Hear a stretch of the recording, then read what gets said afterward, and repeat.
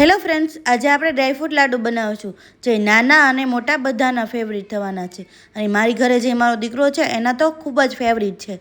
તો સૌપ્રથમ કાજુ બદામને આપણે ઘી નાખી અને રોસ્ટ કરી નાખવાના છે.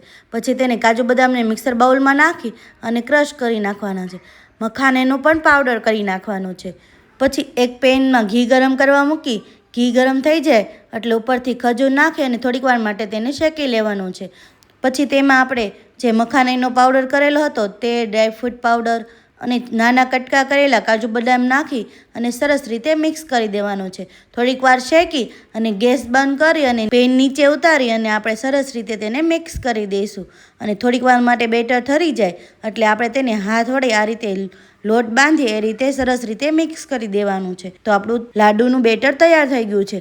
હવે આપણે તેને હાથમાં ઘી લગાવી અને સરસ રીતે નાની નાની ગોળ ગોળીઓ વાળી નાખશું. તો તૈયાર છે આપણા healthy and tasty dry fruit laddu.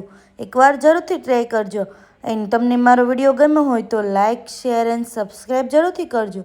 And પેજને ફોલો કરવાનું ભૂલશો નહીં.